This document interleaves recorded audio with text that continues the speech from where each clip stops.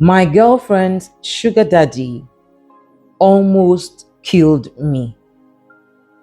Hi, my name is Mima, and from what I do as a counselor, I come across a lot of different stories from different people, you know, that come to us for seeking help and solutions. Of course, I'm able to get from some of them express permission before we can hide their identities and share their stories with you. And the essence of doing that is to ensure that people learn from the mistakes of others, because wise people learn from the mistakes of others. Only fools wait until they make that mistake before they learn. Our story today centers around a young man. So let's call him Sule, and a young lady, let's call her Hawa, and chief, let's call him Chief Badmos. And so Hawa had dated Chief Badmos for a couple of years as her sugar daddy. They had shared a lot together. He, paid for the better part of her university bills. Eventually, she graduated, got a job. He rented a place for her, and even though they both knew they were not, going to be able to get married, they were still seeing each other, and dating. And Chief felt she was 100% devoted to him. Now, this young lady, on the other hand, Hawa, got to a point in the relationship after a couple of years, and she felt, man, time is going. I also want to start a family. Let me settle. Let me look for someone to start dating, so that eventually I can get married.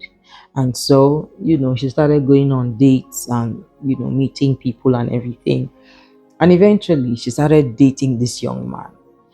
Now, Sule was a young, bubbly man, had a nice little job, his nice little car. Wasn't very rich, of course, couldn't measure to Chief Badmos in any way, but at least he was okay in his little way.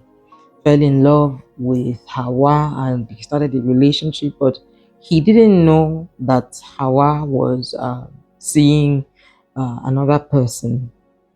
So Hawa kept it a secret from both of them. Like both of them didn't know that the Chief didn't know about Sule, and Sule didn't know about Chief.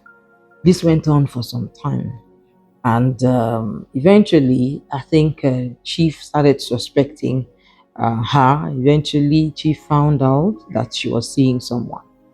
Now, he didn't take that lightly, and she started begging him, apologizing, and letting him know that, Chief, you can't marry me. I'm also not getting younger. I need to also find a husband so I can have children. At that point, Chief was like, why not? I'm a chief, I can take a second wife. And she's like, no, that's not right. You know that even your religion doesn't even permit you to marry a second wife and everything. So back and forth, Chief still insisted that she should leave that boy, blah blah. He's going to deal with the boy, he's going to show the boy, he's going to do this and that to the boy. Started making threats. Of course, eventually Sule also found out about Chief. And then but from what she was telling Sule, things were over between herself and Chief, and she introduced him as an ex when she talked about it. So of course, as they got closer, Sule had a key to her house and would come and go. Sometimes he would spend the night, and stuff like that. That particular day, he came in the evening.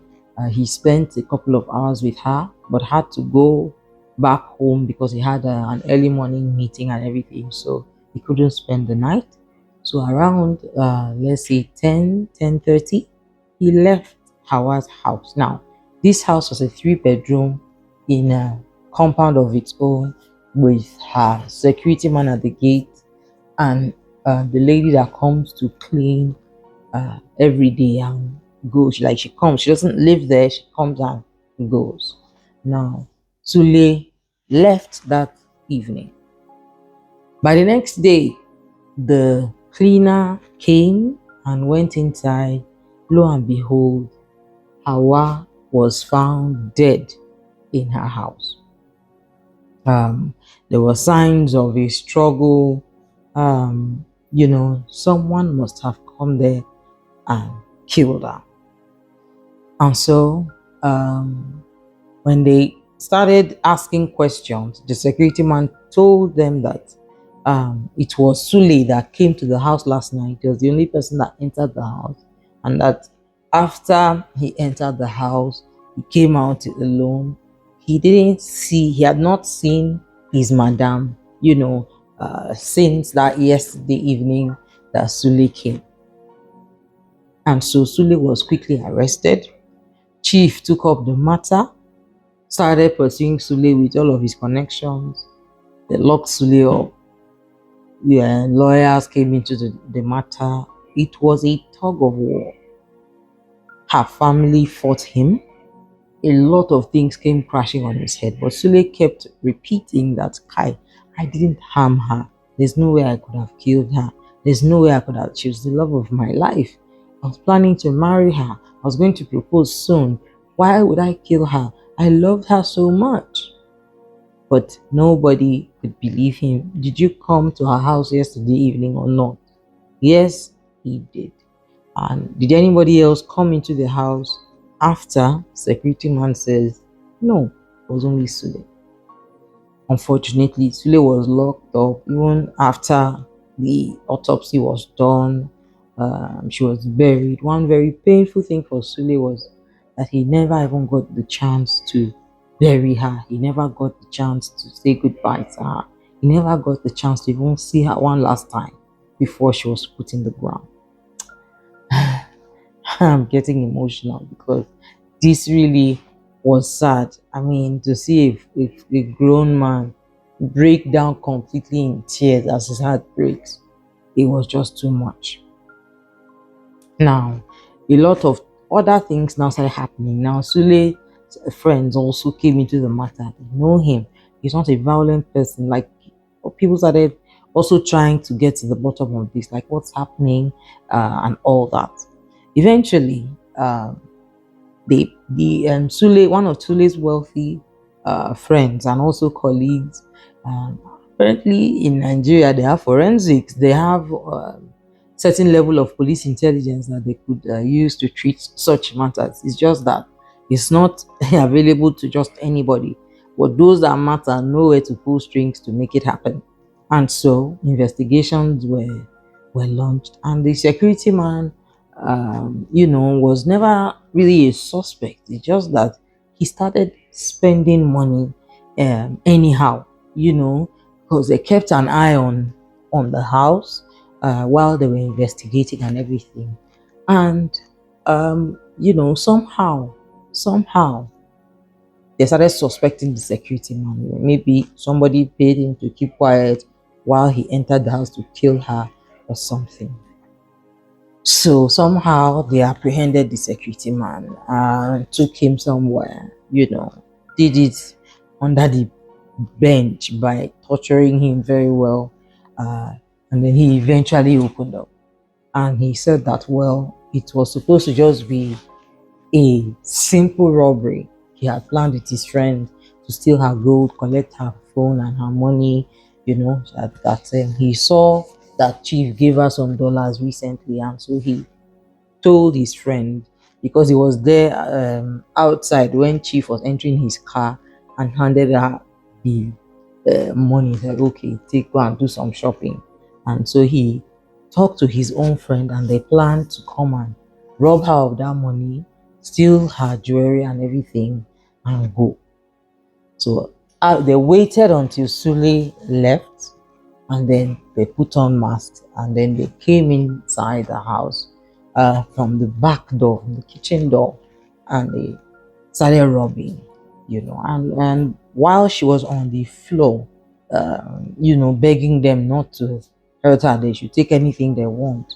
She looked at the feet of the security man, and she immediately called out his name. I'll be like, is this not you? I know you now. This is your leg. I'm like, how can you do this? She got up, started shouting, started, like she's going to call the police, she's going to do this, she's going to do that. This was why they now had to silence her. The two of them had to struggle with her, choke her until they killed her, and they left. Now, before this truth came out, Sule had spent a good part of 8-9 months behind bars for a crime that he didn't commit, despite the fact that he just lost the love of his life. He was punished for what he had no hands in. Eventually, he was released, and they brought him to us for psychotherapy because of this terrible experience, because he would have nightmares, he'd hallucinate, the experience in the cell was not pleasant at all for him. Of course, her family tried to apologize, even Chief tried to apologize and even offered him some money to silence him, but he refused to take it, and was very bitter and upset and broken when he came to us. Eventually, we've worked with him over a long period. Took time before he could come out of that. He trauma was just too much, and eventually, gradually, we worked on him, and he's doing much better now. Hopefully, he should be getting married before the year runs out, I believe, because he eventually started dating again. His mom has been begging him to, bring home a wife, and so he's, doing okay now, to the glory of God. Lessons to be learned. We should be careful when we make commitments, especially when we, as women, decide to see two men at the same time. There are risks involved, and also we should need to be very careful with the people that we surround ourselves with. The problem with the world of today is that, who do you even trust? How do you know? How would you have ever imagined that someone that's supposed to be your security man, that's supposed to protect you, would turn around to rob and kill you, right? So it's difficult, but we have to still be careful and be very vigilant, do background checks, monitor our staff closely, put cameras where possible, right? Ensure that we don't just relax about security, because here it's not a place where you can just relax and say, oh, the government will provide protection. No, you as an individual living in a third world country has to be able to, plan and ensure that you get professional, security around yourself if you can afford it. But if not, at least go and take some classes, learn about how to protect yourself and your family. It's important that we do that, and it's also necessary that, we are careful where we go and what we do, and we also learn how to have an accountability partner, someone that you can, chit chat when you're feeling unsafe, send your location to the person when anything is happening. Put measures in place so that, God forbid, if this kind of thing comes near you, you would have, at least a fighting chance of making it out alive. I hope that this touches somebody. I pray that you encourage us by sharing the video. Leave your comments. Let me know your thoughts. What do you think? What could they have done differently? What is your own advice? And what lessons have you learned from this?